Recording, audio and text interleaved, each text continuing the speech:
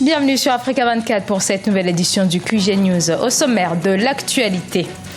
C'est la première attaque de ce type dans le pays en Côte d'Ivoire. Des terroristes d'AQMI lourdement armés ont attaqué ce dimanche une station balnéaire de Grand Bassam à l'est d'Abidjan.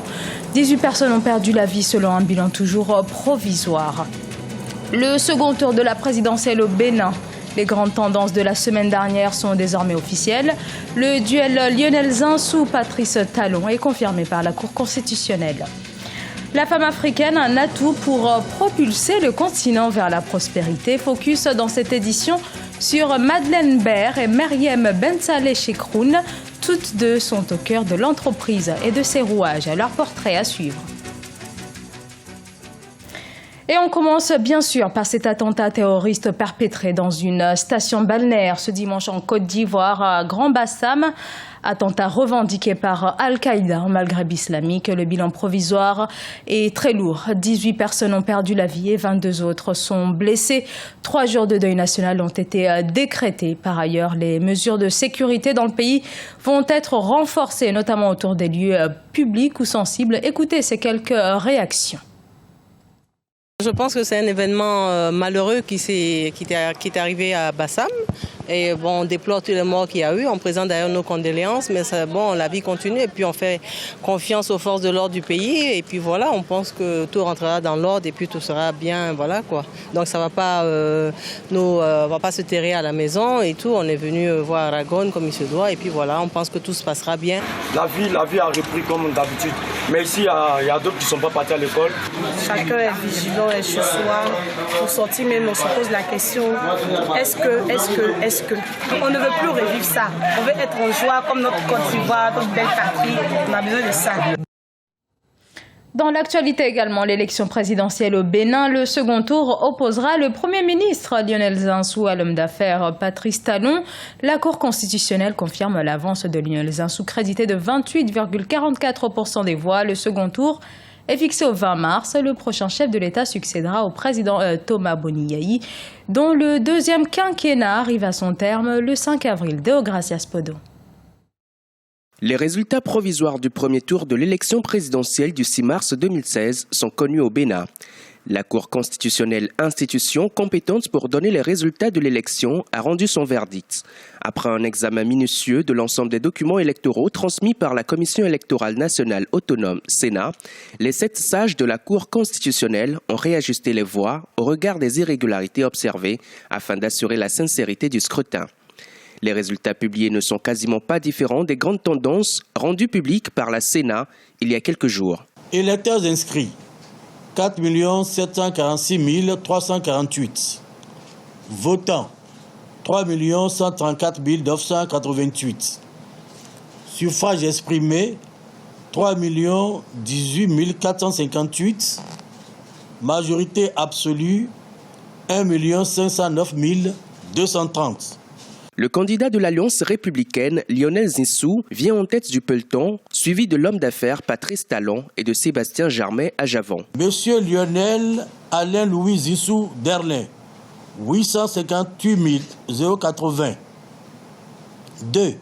Monsieur Patrice Athanase Guillaume Talon, 746 528. 3.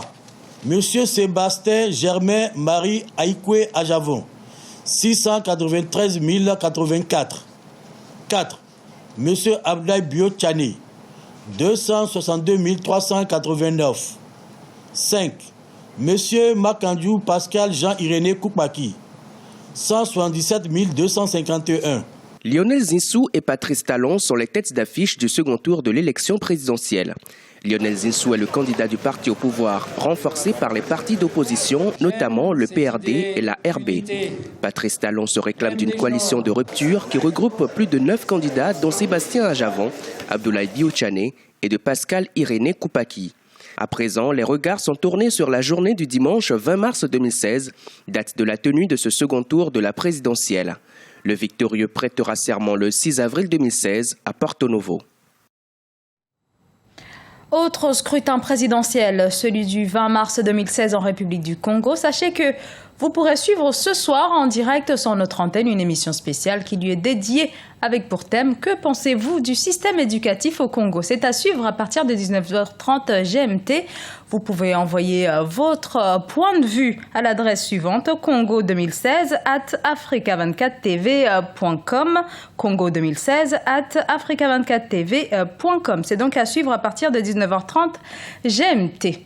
Dans l'actualité également, le chef de l'État nigérian, Mahamadou Buhari, effectue ce lundi sa première visite en Guinée équatoriale avec son rencontre avec son homologue équato-guinéen Teodoro Obiang Nguema Bazogo.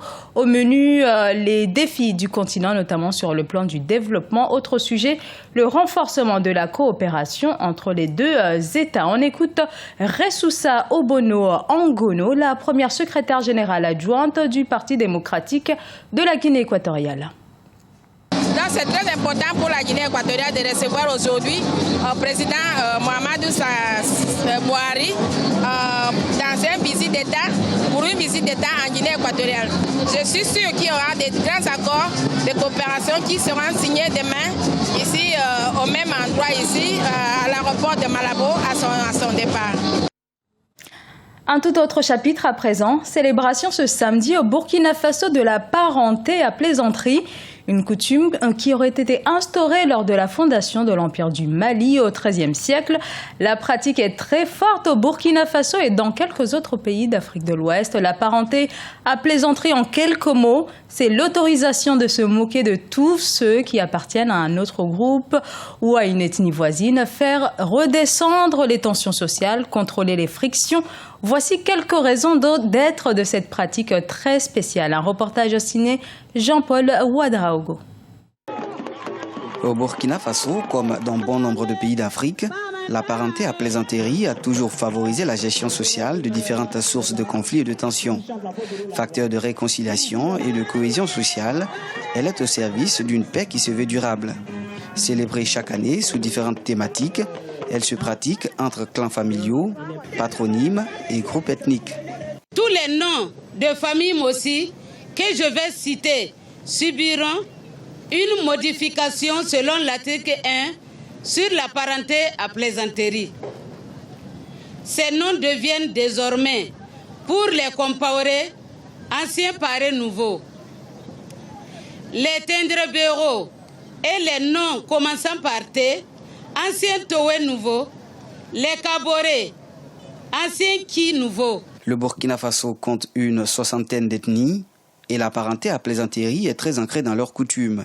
Les parentés à plaisanterie les plus pratiquées au quotidien sont celles qui lient les Bobos et les Peuls, les Bissa et les Gouronssi ou encore les Samo et les Moussi. L'une des vertus de la parenté à plaisanterie, c'est d'aider à résoudre les tensions sociales par ce mode de communication qui est essentiel, j'allais dire, à la pérennité de nos sociétés. Bien plus qu'un simple jeu, la parenté à plaisanterie permet surtout de cultiver le brassage culturel, socle d'une vie stable et d'une pérennisation de ses valeurs culturelles au Burkina Faso. Les femmes se heurtent à toute une série d'obstacles qui entravent la réalisation de leur potentiel. Malgré cela, elles sont nombreuses sur le continent à se battre contre ce plafond de verre.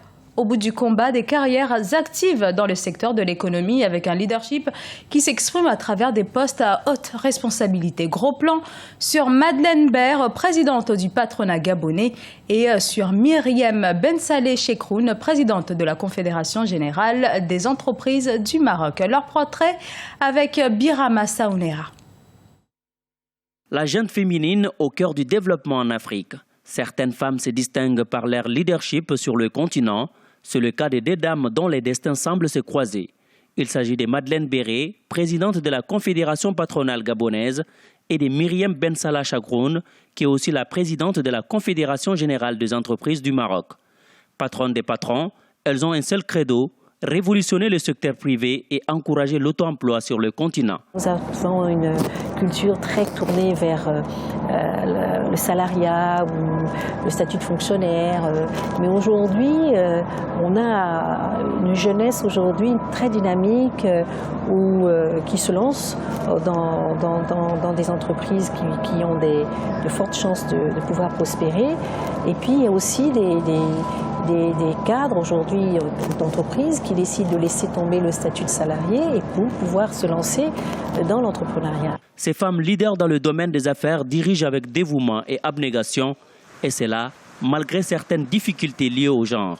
Elles ont su mettre l'accent sur plusieurs mécanismes au profit de l'entreprise marocaine et gabonaise, avec un seul objectif, rendre plus compétitives les économies de leurs pays respectifs. On est les chefs d'entreprise, on est pugnace, on est têtu, et puis en plus je suis une femme, donc vous pouvez imaginer que c'est aussi dans notre nature d'être combative et de se dire que c'est possible.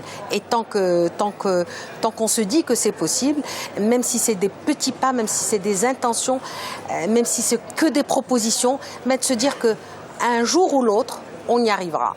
Au Gabon, la priorité de Madeleine Béré reste l'aide fiscale à l'entrepreneuriat, tandis qu'au Maroc, élever le niveau de compétitivité des entreprises pour mieux participer à l'émergence économique du royaume chérifien semble être un défi de taille. Toutefois, avec des leaders féminins, relever ces défis demande beaucoup de sacrifices. Ce journal a été réalisé par l'ensemble de la rédaction. Nous vous remercions pour votre fidélité. Dans un instant, une nouvelle édition de l'actualité sur Africa 24.